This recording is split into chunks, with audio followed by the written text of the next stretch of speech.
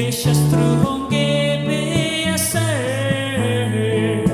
आए तुझे जो मिटाने। वे शस्त्र होंगे बेअसर, तेरा रचने वाला तुझ पर रखता है अपनी नजर।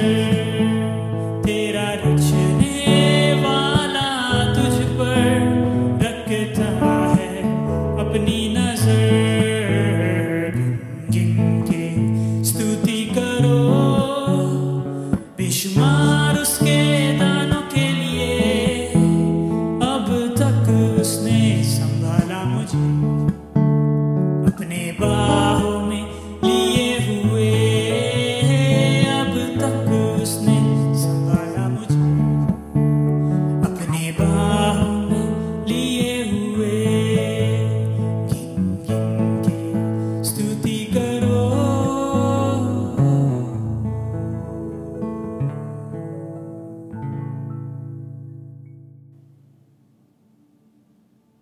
शुभ प्रभात कलीसिया। कितनी अच्छी बात है कि फिर एक बार इस रविवार के दिन हम जुड़ सकते हैं परमेश्वर के उपस्थिति में। आज का विषय है प्रतीक्षा में आशीर्वाद। हम सभी को यहाँ में से रुकने के लिए या प्रतीक्षा करना अच्छा नहीं लगता है, लेकिन किस लिए और किस बात की प्रतीक्षा करते हैं वो भी महत्वपूर्ण है। जैसे जब एक अच्छा खाना पकता है तभी हमें इंतज़ार करने के लिए कोई दिक्कत नहीं, या जो प्रेमी एक दूसरों को मिलने के लिए रुके उनके लिए रुकने का किसी दिक्कत नहीं है, या एक गर्भवती महिला अपने बच्चे के जन्म के लिए प्रतीक्षा करती है। हम अलग अलग कारण के लिए प्रतीक्षा करते हैं, जैसे बस के लिए, एक ऑटो के लिए, अपने दोस्त के लिए, या डॉक्टर को मिलने के लिए, या हमारी प्रार्थना की उत्तर के लिए। जैसे हमारे विषय है प्रतीक्षा में आशीर्वाद। हमारी वचन है आज प्रेतों के काम से अध्याय 1 4 से 8 तक। फिर एक बार जब वो उनके साथ भोजन कर रहा था तो उसने उन्हें आज्ञा दी, यरूशलेम को मत छोड़ना, बल्कि जिसके बारे में तुमने मुझसे सुना है, परम पिता की उस प्रतिज्ञा के पूरा होने की प्रतीक्षा करना। क्योंकि यूहन्ना ने तो जल से बपतिस्मा दिया था, किंतु तुम्हें अब थोड़े ही दिनों बाद पवित्र आत्मा से बपतिस्मा दिया जाएगा। सो जब वे आपस में मिले तो उन्होंने उससे पूछा, हे प्रभु, क्या तू इसी समय इस्राएल के राज्य की फिर से स्थापना कर देगा? उसने उनसे कहा, उन अवसरों या तिथियों को जानना तुम्हारा काम नहीं है, जिन्हें परम पिता ने स्वयं अपने अधिकार से निश्चित किया है। बल्कि जब पवित्र आत्मा तुम पर आएगा, तुम्हें शक्ति प्राप्त हो जाएगी, और यरूशलेम में, समूचे यहूदिया और सामरिया में और धरती के छोरों तक तुम मेरे साक्षी बनोगे। यहाँ पे परमेश्वर ने उनको एक आज्ञा दिया था। वे पूरी तरह से समझ नहीं पाए कि यीशु क्या कह रहे थे उनको, क्योंकि उन्होंने यीशु से कहा, क्या आप इज़राइल के राज्य को स्थापित करने वाले हैं? यीशु उनका मान व्यथा को पता चला। वे पवित्र आत्मा के सामर्थ्य से नहीं बोल रहे थे। 3.5 साल परमेश्वर यीशु उनको सिखा रहे थे, उनके पिता के राज्य के बारे में पवित्र आत्मा के सामर्थ्य से। उसी तरह आज परमेश्वर हमें वचन के द्वारा हमारे साथ बात करते हैं। यीशु हमें कभी उलझन में नहीं छोड़ते हैं। चेले को भी उलझन में नहीं छोड़े, इतना ही कि वे समझ नहीं पाए। वो स्पष्टता से उनसे कह रहे थे। कहाँ उनको रुकना था? यरूशलेम में। कितने दिनों के लिए रुकना था? ज्यादा दिन अब से नहीं। क्यों रुकना था? पवित्र आत्मा के सामर्थ के लिए। और क्यों पवित्र आत्मा के सामर्थ उनके लिए बहुत जरूरत था? यीशु के गवाह बनने के लिए। यीशु को जरूरत नहीं है हमारे सारे प्रश्नों को उत्तर देने के लिए, क्योंकि यीशु को पूरा यकीन था आने वाले दिन में वे क्या करने वाले थे। हमें सिर्फ उनका आज्ञा पालन करना है, विश्वास के साथ और भरोसा के साथ। हमने ये पहले अध्याय क्यों देखे? ताकि यीशु और चेलों के बीच में क्या चर्चा हो रहा था हमें पता चलने के लिए। चेलों ने पूरी तरह से समझ नहीं पाए, लेकिन फिर भी उन्होंने आज्ञा पालन किया। दोस्तों, हम क्या सीख सकते हैं यहाँ से? हमारे पवित्र शास्त्र में बहुत सारे अनुदेश हैं और ये अनुदेश हमारे लिए फायदेमंद हैं। हमें स्पष्टता दिखाती है कि हमारा जीवन हमें कैसा चलाना है। सही मार्ग पे ये अनुदेश हमारे लिए भाग्यवान है, फायदेमंद है। 2 तिमुथियुस के पुस्तक में 3 अध्याय 16 और 17 में लिखा गया है। संपूर्ण पवित्र शास्त्र परमेश्वर की प्रेरणा से रचा गया है।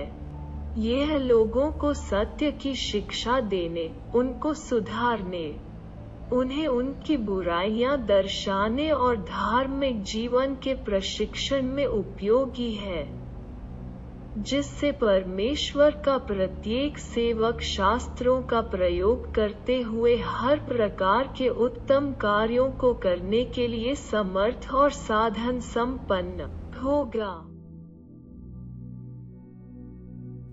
सब अनुदेश हमारे लिए आरामदायक नहीं है या नहीं होगा, लेकिन फिर भी अगर वो परमेश्वर का वचन है तो हमें उसे आज्ञा पालन करना है। हम बहुत दिनों से प्रार्थना कर रहे हैं, लेकिन अब तक हमें उसका उत्तर नहीं मिला।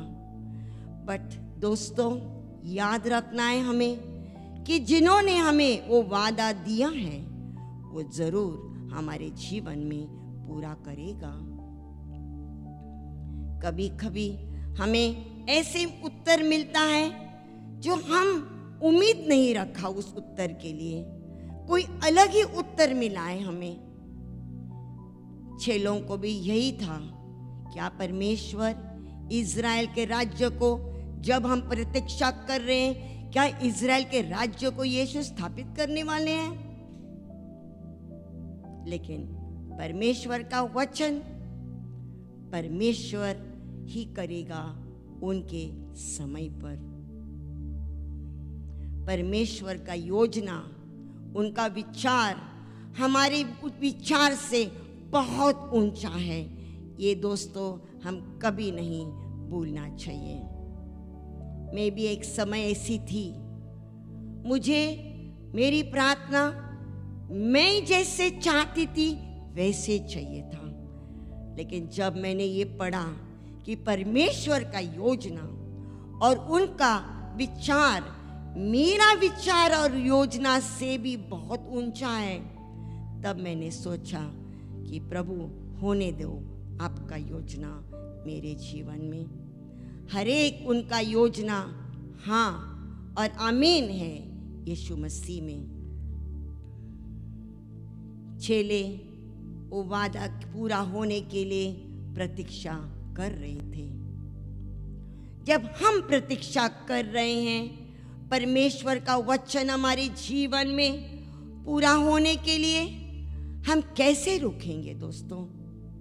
एक आशा के साथ, एक उम्मीद के साथ कि जिन्होंने वो वादा किया है वो निश्चित हमारे जीवन में पूरा करेगा।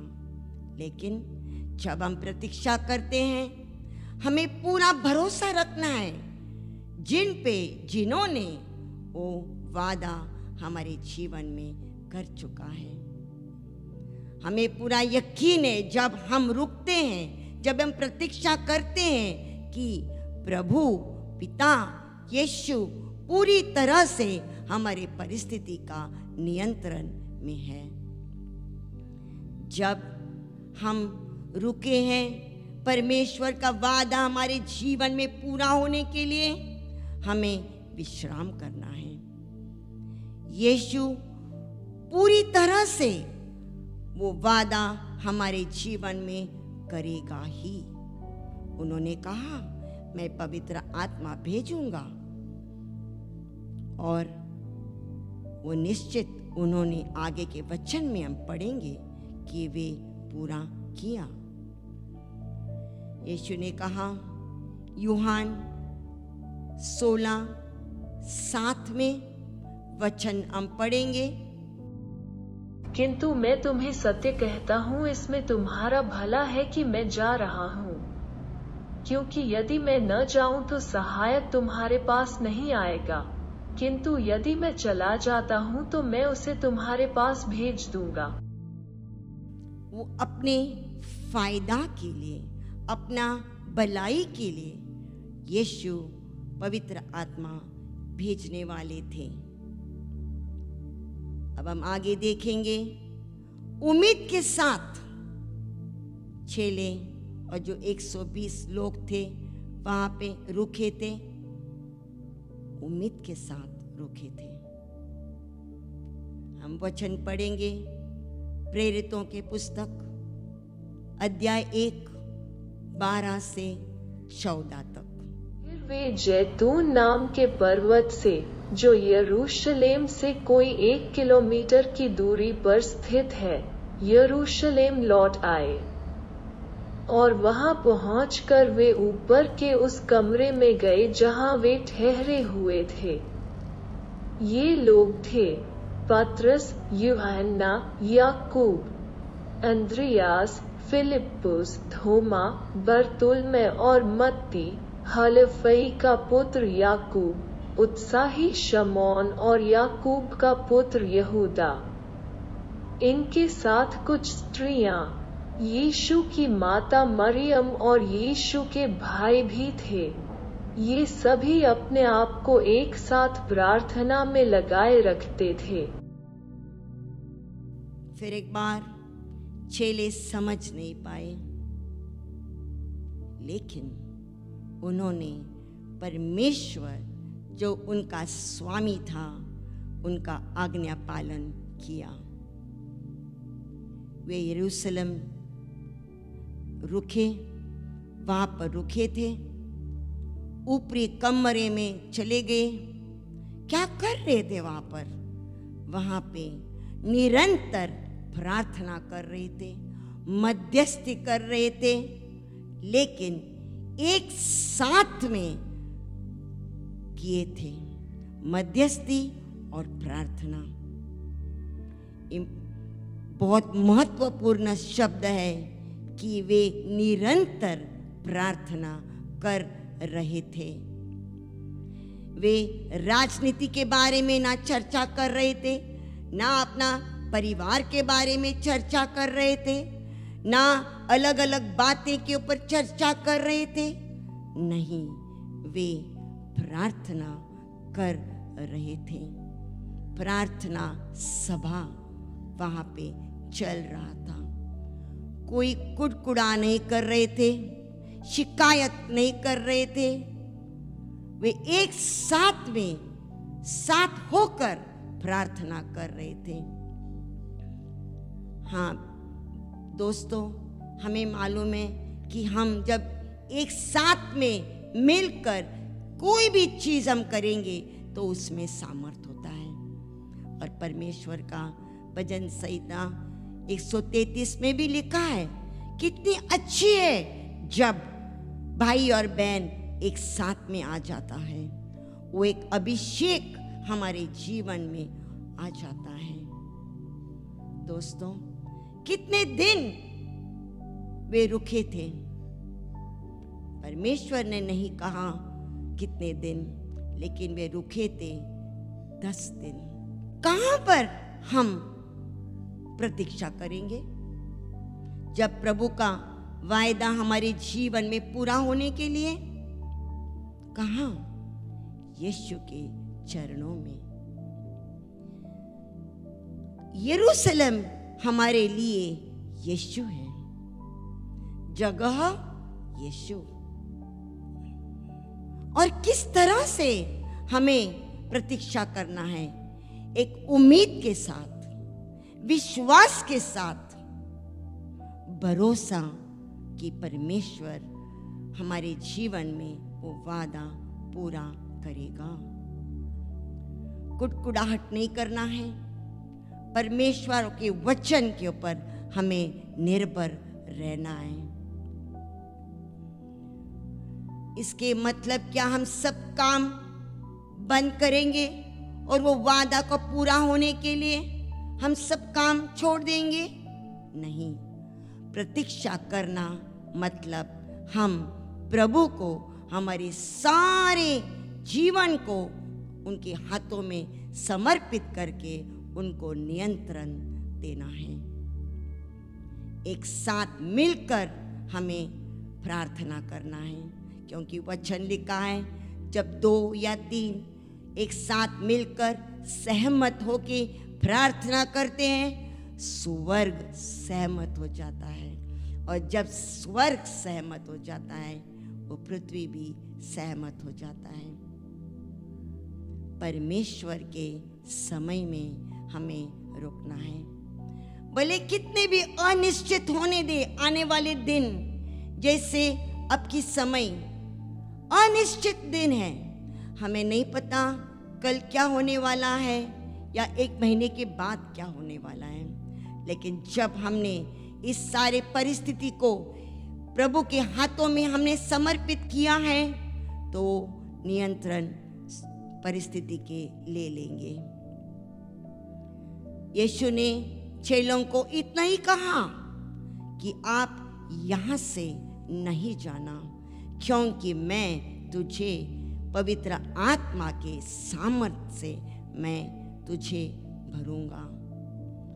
और यही परमेश्वर आज हमसे कहते हैं, मेरे आत्मा के ऊपर आप निर्भर रहो। हर एक चीजों में, हर एक परिस्थिति में हमारी जीवन उनके हाथों में समर्पित करना है। अब हम आगे बढ़ेंगे। प्रेरितों के पुस्तक अध्याय 2 1 से 4 तक। यहाँ पर हम पढ़ेंगे नहीं, लेकिन हम बताएगा आपको कि ये जो वादा प्रभु ने उनको कहा था, यहाँ पर पूरा हो गया। एक साथ में ऊपरी कमरे में रुके हुए थे और अचानक पवित्र आत्मा अग्नि द्वारा उनके ऊपर गिर पड़ा। अन्य भाषा में सभी लोग बातें करने लगे और परमेश्वर का आत्मा उनके ऊपर आकर उनको जीवन में भर दिया। यही चेले जो भयभीत थे, डरे हुए थे, अब वो विश्वास से भरे हुए चेले बन गए। कलीसिया, अब पवित्र आत्मा उनके ऊपर आ चुका है और वे अब सामर्थ्य से भरा हुआ है और अब कोई भी उनको गवाह रहने के लिए रुका नहीं जा सकता है। अब वो पवित्र आत्मा से भरे हुए हैं। किसके लिए? क्यों? परमेश्वर ने कहा, मैं तुझे मेरा आत्मा को भेजूंगा ताकि मेरे लिए आप गवाह बनेंगे। कलीसिया स्थापित हो चुका था, बहुत लोगों का उद्धार हो चुका था, लोग चंगे मिले और बहुत सारे दुष्ट कार्य से उनको छुटकारा मिला। प्रभु के चेले गवाह बनने के लिए अब तैयार थे। जब हम गवाही बनेंगे तभी सताव भी हमारे जीवन में आएगा, लेकिन पवित्र आत्मा उनके जीवन में बहुत सामर्थ्य से उनके जीवन में कार्य करने लगा। कलीसिया, आज परमेश्वर हमें भी उनके लिए एक गवाह रहने के लिए चुना है। ये जो पुस्तक है प्रेरितों के काम, वो कभी अंत नहीं होगा, क्योंकि हम सब प्रेरित हैं। ये पुस्तक यीशु आने तक लिखेंगे हम भी परमेश्वर ने इसी काम के लिए बुलाया है, एक गवाही बनने के लिए। जो पवित्र आत्मा यीशु को मृत्यु से जिलाया, वही पवित्र आत्मा आज आपके और मेरे जीवन में और कलीसिया में कार्य करेंगे। लेकिन हम प्रभु के आज्ञा पालन करने के लिए तैयार होना चाहिए, ताकि आज हम वर्तमान काल के प्रेरित हो सकते हैं। जब हम प्रतीक्षा करते हैं, परमेश्वर हमें एक सोना के जैसा शुद्ध करता है।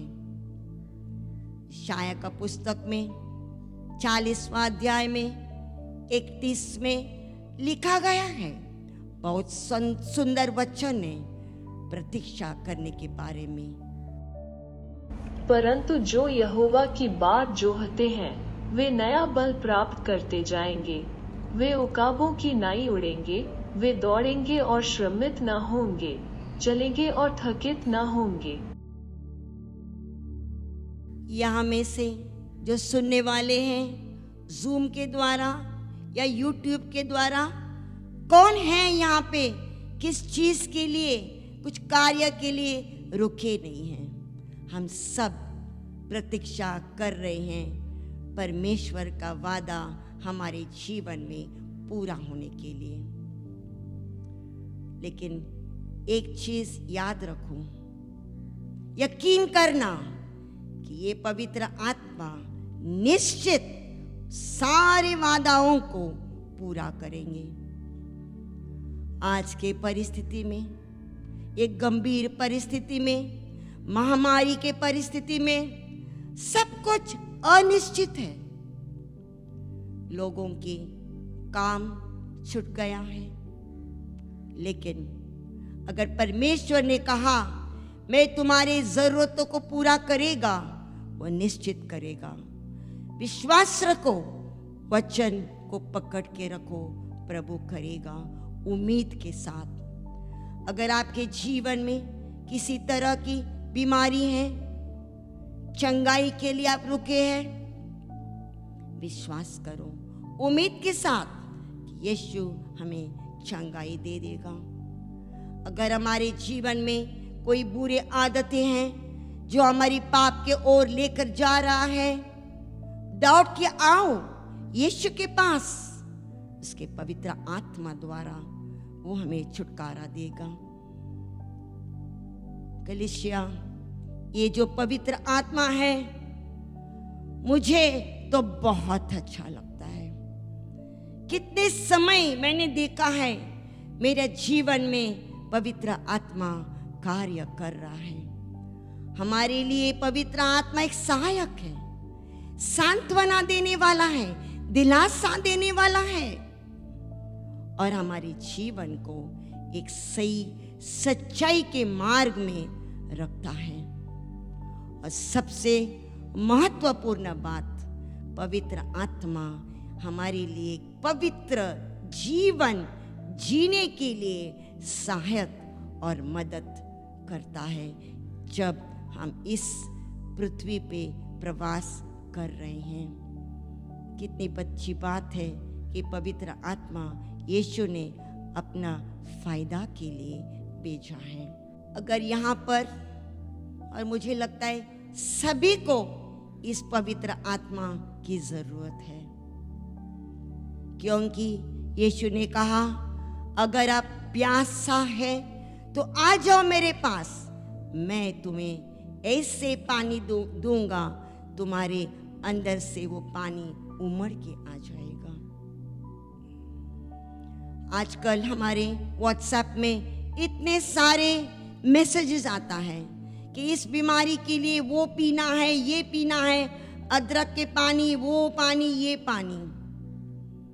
लेकिन मुझे लगता है उस शरीर